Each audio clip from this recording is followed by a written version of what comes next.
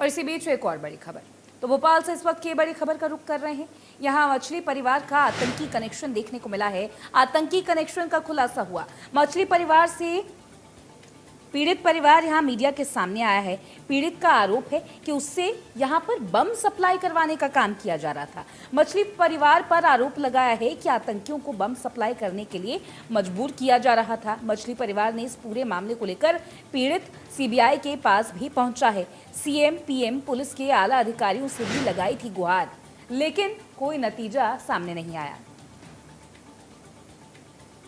राजनीतिक रसूख के चलते पीड़ित की कहीं पर भी बात नहीं सुनी गई है। यहाँ पर पीड़ित बीते 2013 से अब तक परेशान है। कई बार यहाँ सारिक और मछली परिवार कर चुका है पीड़ित और उसके परिवार वालों की पिटाई।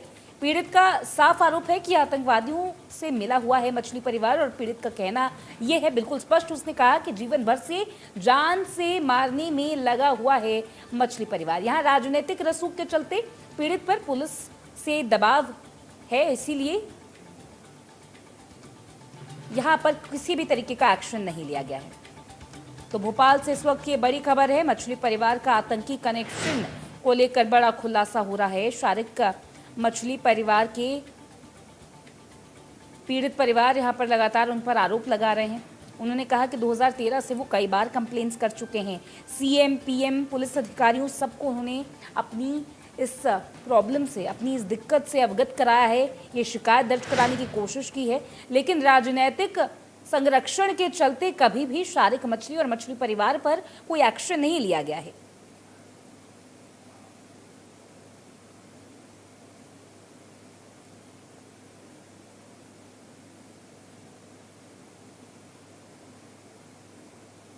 इस वक्त हमारे साथ मौजूद है सर। शारिक मछली का नाम सामने आ रहा है, ड्रग्स, लव जिहाद जैसे मामले, इसके साथ ही आतंकी कनेक्शन भी, कनेक्ट भी जो है अब बात सामने आ रही है। एक परिवार ने आरोप लगाया है कि आतंकियों से कनेक्शन था, बंदूकें सप्लाई की जाती थी, लेकिन अभी तक ना ही गिरफ्तारी ना ही किसी प्रकार की ठोस कार्रवाई। देखिए, मैं आपको बताना चाहता हूं कि आज से मध्य प्रदेश की विधानसभा का सत्र स्टार्ट हो गया है। 8 अगस्त तक चलेगा और जो भी मुद्दे हैं प्रदेश की जनता से संबंधित, उन मुद्दों को हम उठाएंगे। हम इसमें भी, इसके तथ्यात्मक जानकारी इस पे भी हम बात सदन में हम करेंगे। लेकिन ड्रग्स और लव जिहाद जैसे मामलों पर सरकार सख्त कार्रवाई नहीं कर रही है।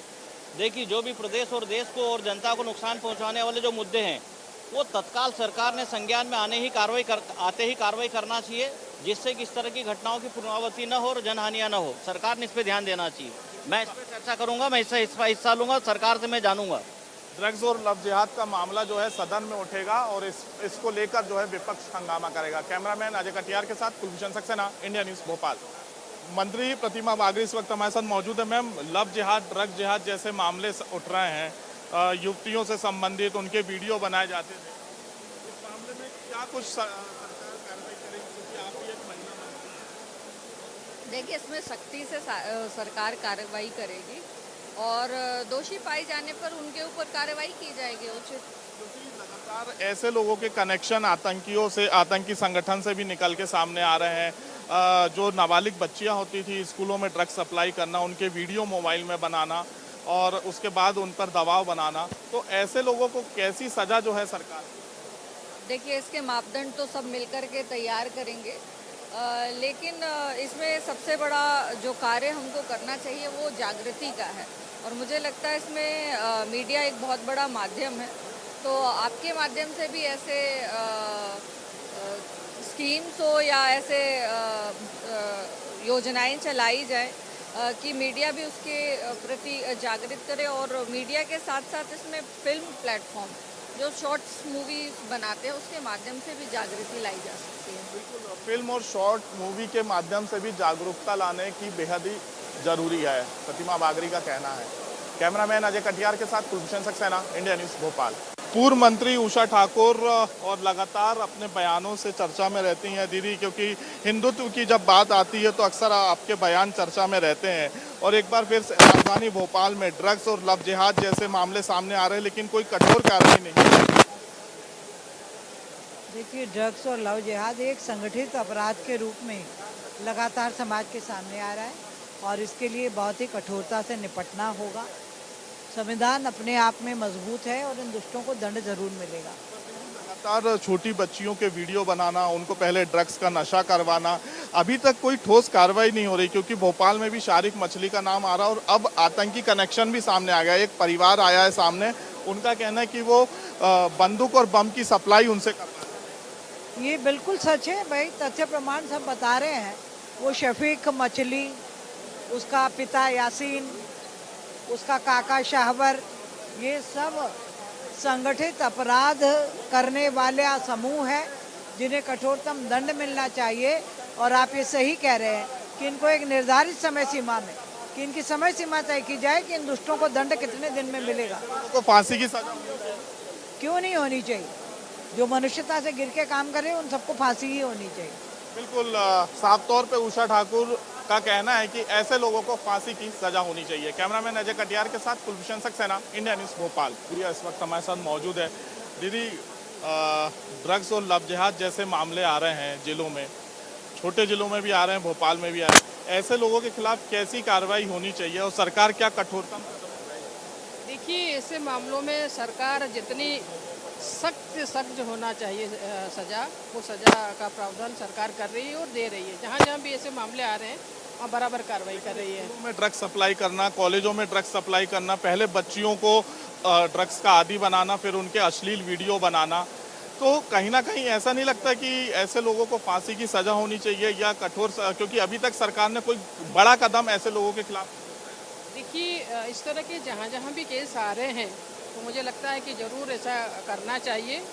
और हमारी सरकार और हमारे मुख्यमंत्री जी इस मामले में बहुत सख्त हैं और जहाँ जहाँ ऐसी चीज़ें आ रही हैं निकल करके वहाँ सख्त कार्रवाई कर रहे हैं। बिल्कुल, कैबिनेट मंत्री का ये कहना है कि सख्त ऐसे लोगों के खिलाफ सख्त कार्रवाई करना चाहिए जो कि बच्चों को नशे का आदी बनाते हुए नजर आ रहे हैं। कैमरामैन अजय कटियार के साथ कुलभूषण सक्सेना, इंडिया न्यूज़ भोपाल। तो शारिक और मछली परिवार कई बार यहां पर पीड़ितों की पिटाई भी कर चुका है। ऐसे ही एक पीड़ित परिवार ने खुलासा किया है कि मछली परिवार का कनेक्शन आतंकवादियों से है, आतंकियों से है। शुरू दिन में भी कहा था कि इस पर जांच होना चाहिए और बीजेपी के नेताओं के साथ फोटो आ रहे हैं, उस पर सबको समझना चाहिए। और गंभीर इशू है तो सरकार बहुत बड़ी बड़ी बातें करती है, तो अब जांच कराए ना, क्यों नहीं करा रहे? पहले तो बुलडोजर चल जाते थे, पहले चल जाते थे, अब क्योंकि भाजपा नेता के साथ फोटो है तो नहीं चलेंगे। तो पीड़ित परिवार का ये दावा है कि मछली परिवार उनसे ज़बरदस्ती यहाँ पर बम सप्लाई करने का काम करवाता था। आतंकियों से सीधा कनेक्शन है मछली परिवार का और लगातार इस तरीके के बयान सामने आ रहे हैं। आप देख रहे हैं टीवी स्क्रीन पर, शारिक और मछली परिवार कई बार इस पीड़ित परिवार की पिटाई भी कर चुका है। जानकारी के मुताबिक 2013 से 2013 से ही ये पीड़ित परिवार लगातार यहाँ कंप्लेन करने की कोशिश कर रहा है सीएम को, पीएम को, यहाँ तक कि पुलिस अधिकारियों को भी कंप्लेन करने की कोशिश करता रहा है, शिकायत दर्ज कराने की कोशिश ये पूरा परिवार करता रहा है।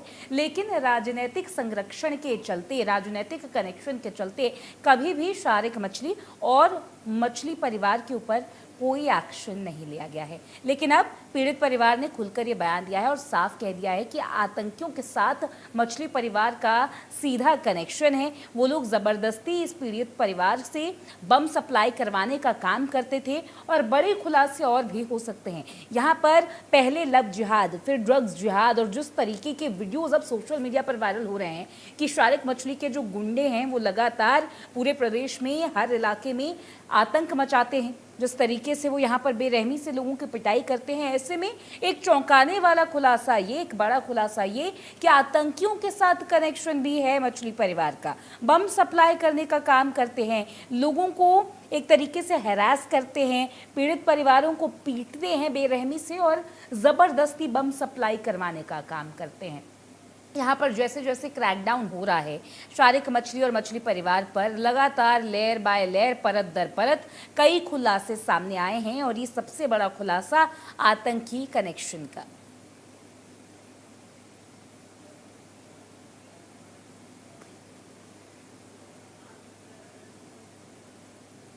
और खबरों में बढ़ेंगे आगे।